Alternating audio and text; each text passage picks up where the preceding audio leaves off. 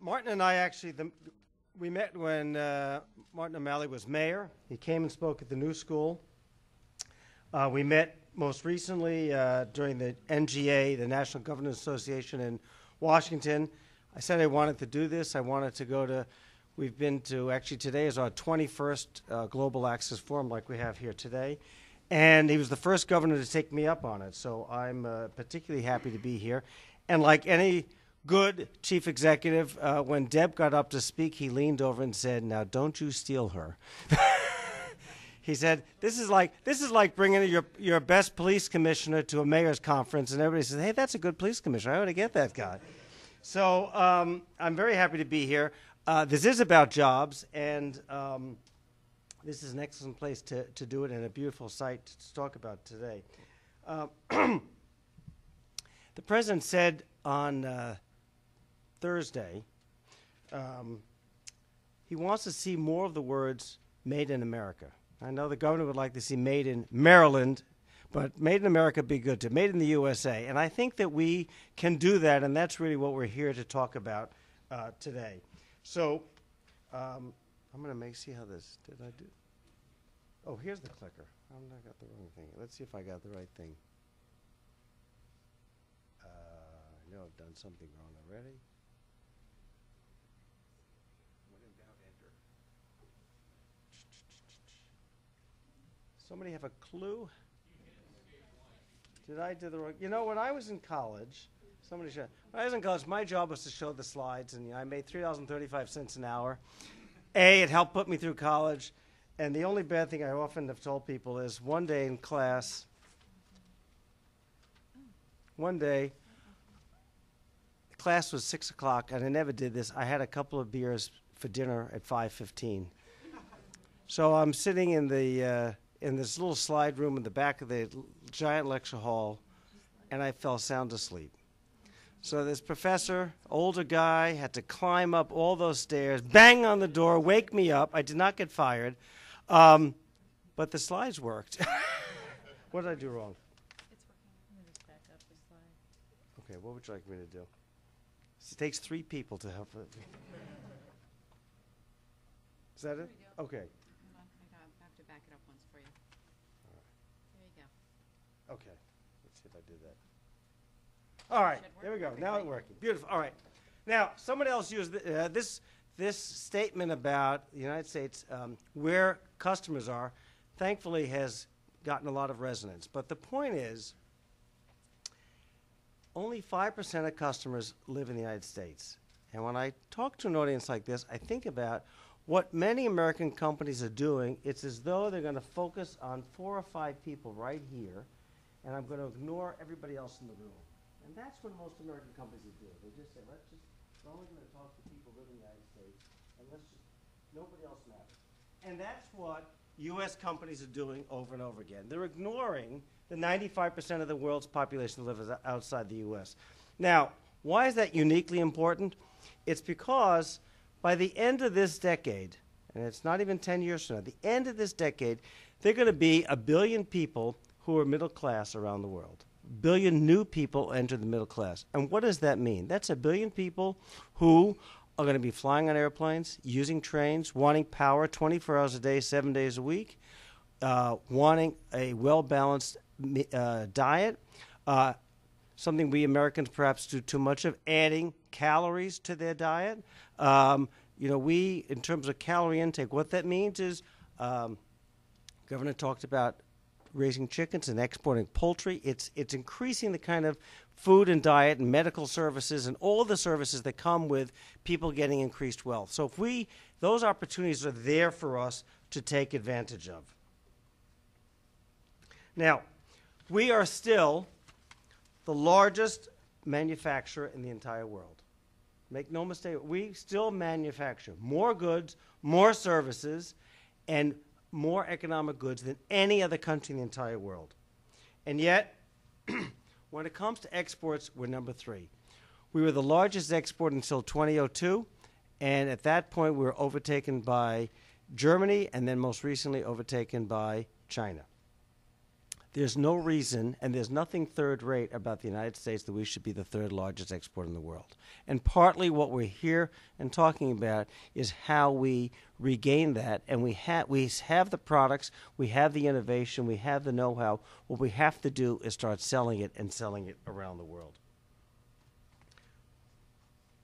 So, and we're on our way. As the governor mentioned, actually in the month of July, we exported $178 billion worth of goods and services.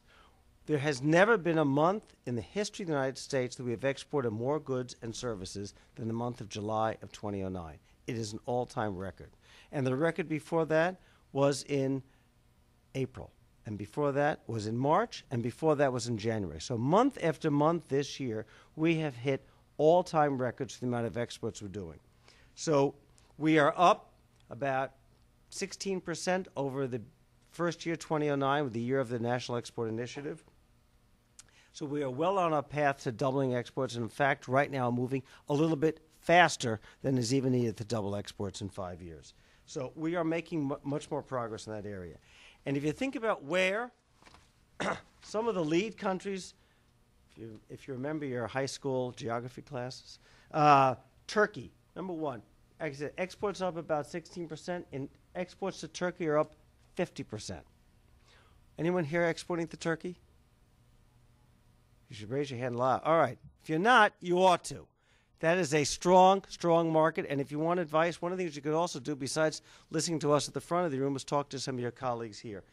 Exports to South Africa are up 36%, more than double the U.S. average. Exports to Indonesia are up over 25%. Mexico over 25%. There are a lot of opportunities here to be exporting more and more goods.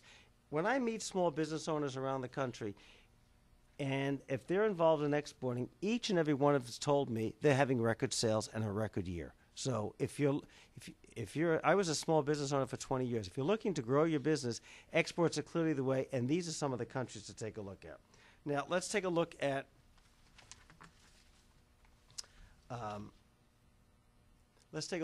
here in Maryland. As the governor mentioned, over 2/3 of the exports from the state of Maryland are from small businesses. So yes, Lockheed Martin comes ahead, but 2/3 of them are small and medium, small companies, not even mediums companies, small companies. Now, the only thing I will say, Governor, we do have a work cut out for us. Nationally, exports are up about 16%. State of Maryland are up about 10%.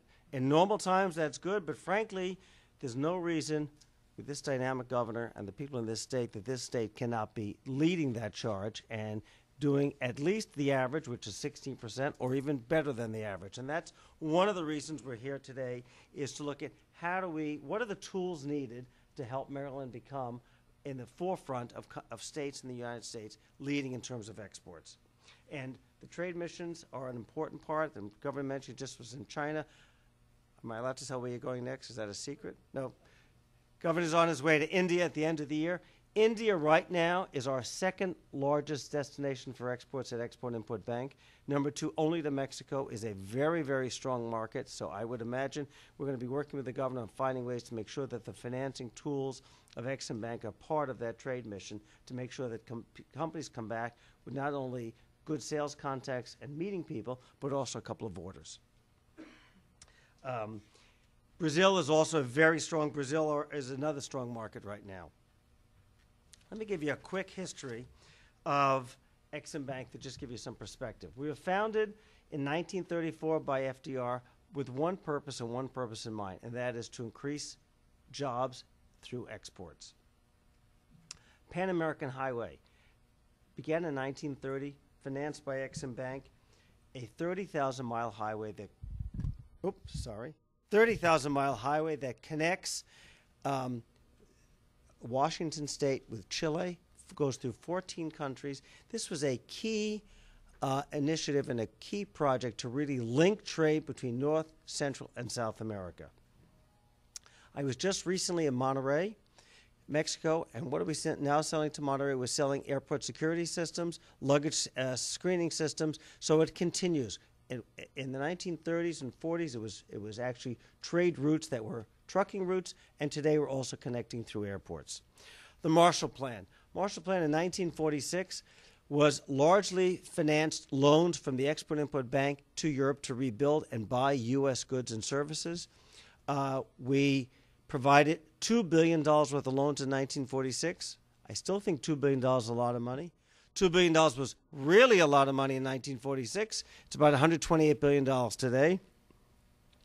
And in 1938, the last one there was the Burma Road, $22 million worth of equipment. So what are these? How do they connect it today? What we did then and what we're doing today, in the case of the Burma, we exported construction equipment, road equipment, engineering services that, one, created jobs here in America, created jobs in each of these countries, and at the same time fueled more demand for U.S. goods and services. It happened with the Burma Road. It happened with the Marshall Plan. It happened with the Pan American Highway.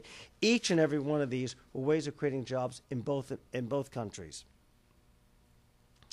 Now, President talked recently, and we've certainly just gone through a large budget debate. We do this work at no cost to the taxpayers. In fact, in the last 5 years, we've returned $3.4 billion to the U.S. Treasury, to the taxpayers. All of the work of the Export-Import Bank is paid for by fees by our customers. Our fees pay for all of our expenses, all of our loan losses, and then on top of that, in the last 5 years, we've actually generated $3.4 billion back to the taxpayers. So we are our own deficit-cutting tool in and of itself. Let me talk to you briefly about where we are this year. We have had 3 years of record-setting authorizations. When President Obama was sworn into office, the bank did about $14.4 billion. We have 3 weeks left to this year. We've already done $26 billion worth of loans. The important thing is that has created or sustained over 200,000 worth of jobs through the exports that we have financed this year.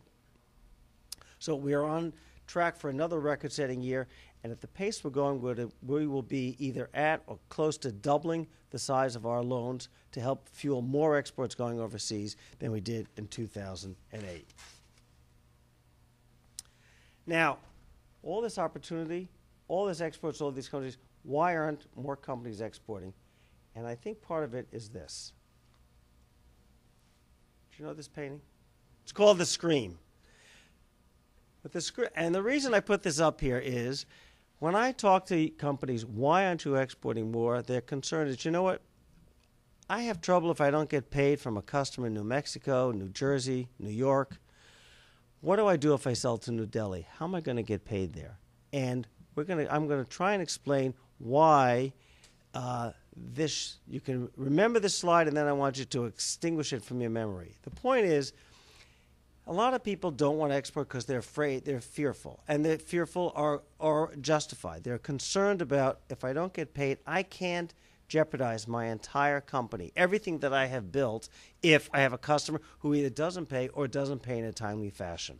So we're going to talk about, and why we created this program called Global Access for Small Business, is to deal with that fear and to make sure that the fear of non-payment is not something you need to be concerned about. So we created a program in January called Global Access for Small Business. It dovetails with the President's National Export Initiative. We have a goal of bringing in 5,000 new companies to exporting by 2015. We've so far brought in about 1,300 new companies since we launched this program. We also want to make sure we finance $30 billion worth of foreign export sales from small businesses. We're well on our way towards doing that. And frankly, one of the reasons we're here, I'd like more Maryland companies to be a part of those numbers. Our Global Access program is focused really on three very simple things. One, a focus on customers. Two, reaching more of our customers with a program such as this. And more partnerships. So let me talk briefly about our customer focus. Our customer focus is twofold. It's both in terms of marketing and information and in terms of products. And in fact, on our panel later, Bruce Drossman came down from New York, is going to be on the panel. Will also be here afterwards, because one of the most important things that you can come out of here with is not only listening to what's going on in the front of the room, learning from each other, but we will provide one-on-one counseling so you can get specific answers to your questions about exporting.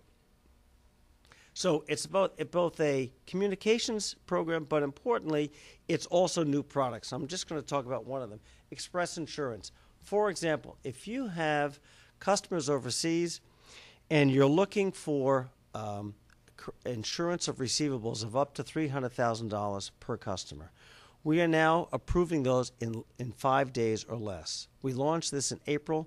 We're now able to, we have actually signed 100 new contracts since April, where we're able to, with up to $300,000, without getting a financial statement from your customer, looking at credit references and bank references, we can insure those receivables so that painting of the screen is not what you're going to be thinking about at night. Also moving much more quickly on renewable energy and other programs. We have a goal now on all transactions at the bank that 95% will be done within 100 days. And that includes sometimes several billion-dollar transactions. But most of the small business ones, particularly Express Insurance, we are doing within 5 days or less. The other portion of this is reaching more customers. So we are running these forums nationwide. As I said, today is our 21st this year. We had set a goal for 20. And I'll give you an example. I met a man named Bill Skelly at our first conference, what we did in New Hampshire in the last day of January. He was sitting in the audience just like this, and he was selling medical equipment, frankly, refurbished medical equipment to India. He said, the only way I can do this, I don't trust, what if I sell these products in India, I don't get paid? He said, I wanted to get paid in advance, and it was really slowing his business down. So I asked him, how many people, when you take your car in to be fixed, let's say to the repair shop, here, let me give you $1,000 up front, and I'm sure you're going to fix the car well, and I'll pick it up when it's done. That's no way to, nobody in their right mind would do business that way. No one is going to expect to be paid in advance before they get the product. So I met Bill Skelly. We were with former governor, and now Senator Jeanne Shaheen.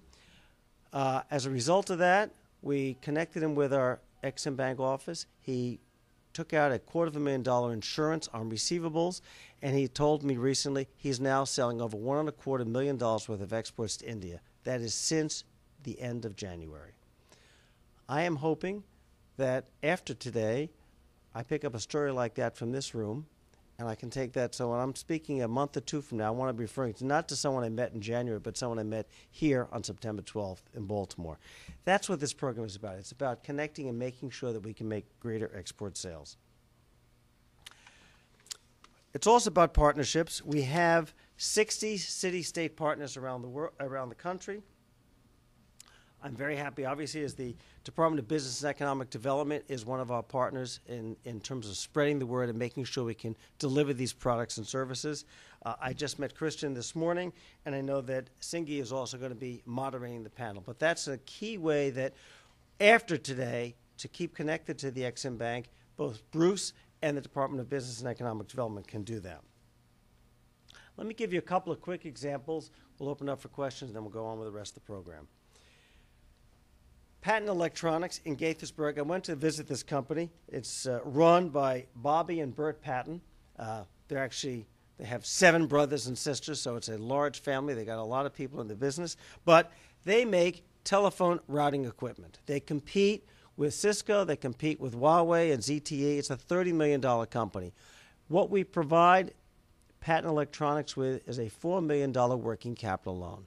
They use that working capital loan to inventory, products in transit, receivables, and as a result, today, 70% of their sales are export sales.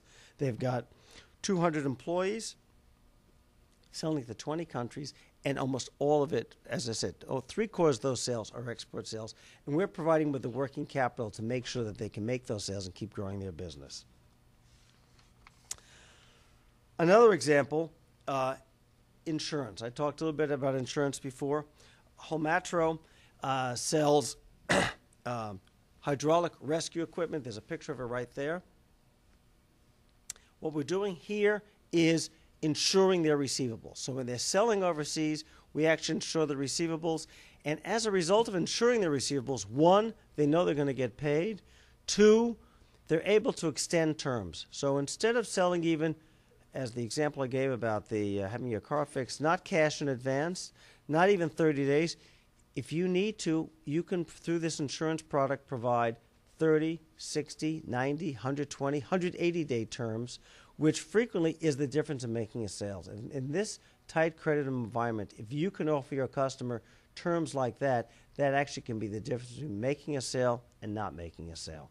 Once you have the insurance, and it's backed by the full faith and credit of the U.S. government, you can then borrow against that if need to, if you need that working capital. So that's another example of insurance. And the last one is buyer financing. Frequently, in this particular case, it's too hard to pronounce. I'll let you do that. They are selling road construction equipment, and they're selling to places like the Czech Republic and places like that. What we do in this case is, if they're selling this equipment, we will work with the exporter and the customer's bank and insure that loan. So we will provide a guarantee. So in the case of this, it's construction equipment that's paid for over 5 years. We actually work with them, insure that loan made by a commercial bank, either in the United States or overseas.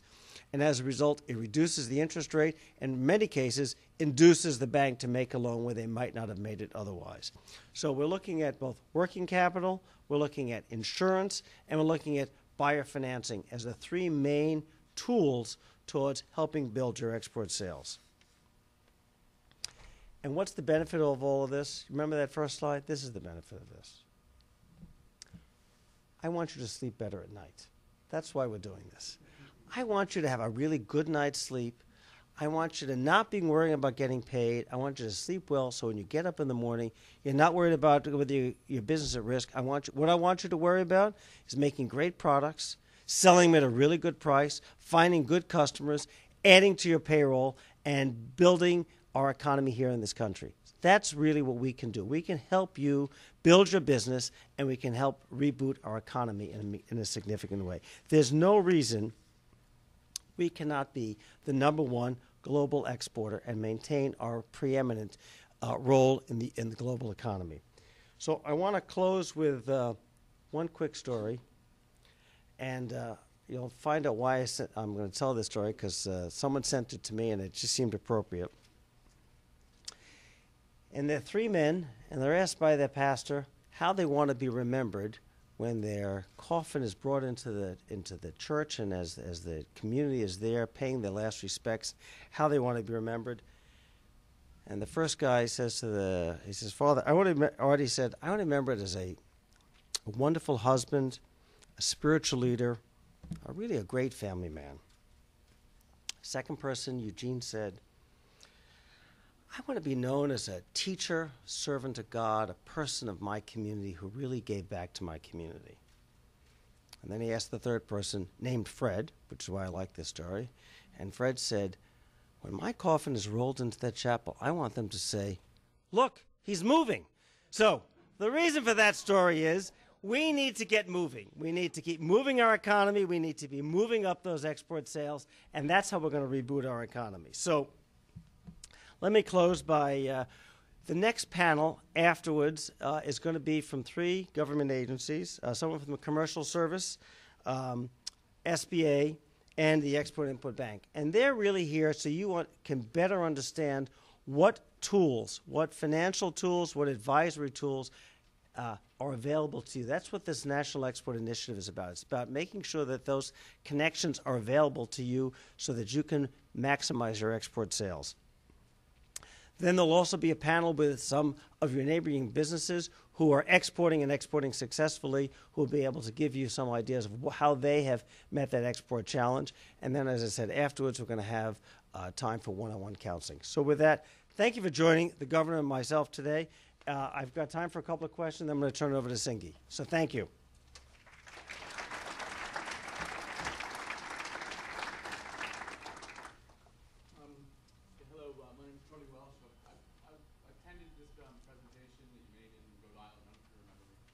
Vividly. I would just want to know, when people such as yourself talk about exports, you usually refer to manufactured goods, and there has to be a tradable good, obviously. But what about services? Are there faster growing parts of the economy? Yeah, the question was, sometimes I refer to manufactured good, not services. We do probably at least 10% of our volume is services. In fact, on the train ride down here today, we're reviewing a company that's in Houston. It's 100% services and actually 100% exports. So services are a large part. We helped, what? About of our total volume. So we probably financed in the range of $2.5 to $3 billion worth of services last year. These can either be legal services, engineering services, architectural services, the full range of services that we have done. We've even done landscape architecture services for hotels and residential complexes overseas. So services are a vital part of that, and you can also speak to Bruce at the conclusion in terms of getting some thoughts on that. My name is Stephen Templeton, and I operate Underwater Professionals. We operate in the West African, North African, and Central African region. I manage the rights to Baltimore Dredge Enterprises IMS division. I'm sure you're familiar with the Ellicott Dredge. I'll ask the same question I asked Secretary Kumar, Secretary of Commerce Kumar in Houston a couple months ago. The problem we're having is that we are faced with competition from other countries, namely China, and also the Europeans, who have even more aggressive policies without, the accompanied FCPA policies. And we have to, in the engineering and transport infrastructure, sectors, we're competing against so-called non-state actors who are actually, companies that are supported by Bank of China, that offer, even more aggressive financing than we have. The other problem we have listening in the West African region is that all of the Exim Bank financing is predicated upon the local consumer, the local purchaser, being able to get some sort of credit from their local banks. And the problem is that in Africa, in any case, the local banks charge extremely high interest rates.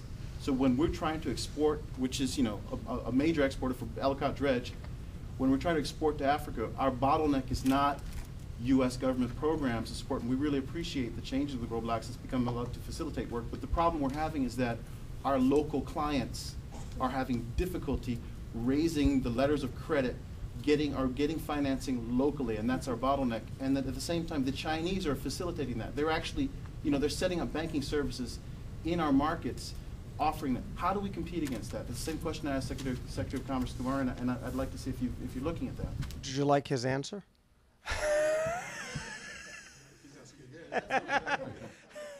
I have a feeling not, since I'm getting the question a second time. China is a very, very formidable competitor. We have a number of programs in place where I'll give you an example. In Pakistan, we had evidence that China was offering below market financing. When we had evidence of that, we worked with the White House, we worked with the Treasury Department, and we actually matched the Chinese financing terms. So when we have, I'll call them non-compliant financing terms, we have there's an agreement something called the OECD, the Organization of Economic Cooperation and Development, that looks to make sure that there is equal financing by all member countries. China is not a member. We are working to get them a member. Secretary Geithner, Secretary Clinton, that's still a process. In the interim, when we had evidence of their providing financing that was not compliant, we've actually matched it, and we will continue to do so when we can. It's not our goal. Our goal is to get them to be more compliant. Doing business in Africa is difficult, without question. Though I will tell you, in terms of Exim's footprint, we finance a larger percentage of exports going to Africa than any other part of the world. Our portfolio in Africa this year, our loans last year did $800 million. This year we're going to double that to $1.5 to $1.6 billion. So we are actually been stepping up much more strongly to Africa. We have a new vice chair of the bank. Her portfolio is Sub-Saharan Africa. So be happy to talk more specifically about some of the issues you're dealing with. But yes, that has been a difficulty. We have a banking agreement with over a dozen Nigerian banks to try and provide more cost-effective financing, but it's not where it should be. It's not where it should be. probably have time for one more, then I want to get back to the program. Yes, my name is Herbert Thompson, and I have a company by the name of Ken Glow International. I've been trying to get into the exporting business for a number of years now, right? And every time I come to a session like this and I hear things and I try to reach out to people, it's always a stonewall. You never get, never hear back from them. They don't respond to email, they don't respond to voicemails, right? But I've traveled overseas, and especially to Africa, and I've found people who can buy American goods and services. For example, like in the green industry, like solar panels and so forth, that they're purchasing from China or Europe. And I've made good relationships with them, and we could get these products to them and get them to buy. But I can't get a start from here. I mean, how do you? Well, you're here, so let's see if we can change that today.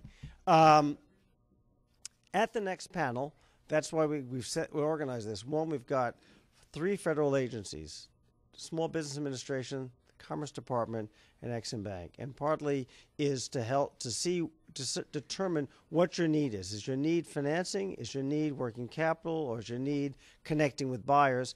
And the different agencies can do a very good job of doing that. The Commercial Service, we have more offices of the Commerce Department Commercial Service in the U.S. than abroad, because our goal, and the Commerce Department's goal, who's here from Commerce? There. So you're going to hear shortly from the Commerce Department how to make those connections. And so, well, they're here today, and as I said, that's why you're here, that's why they're here. They're here is to make that connection, and they're here is afterwards, as I said, to do one-on-one counseling. The representatives from SBA, Commerce, Exim will be staying through the entire program and afterwards, so that you can sit one-on-one, get the name of somebody, and get answers to the kind of questions you have. Let me turn this back over to Singh, who's going to run the next panel. Thank you for joining us today, and I'm looking forward to be talking about one of these companies when I speak a month or 2 from now. Thanks again.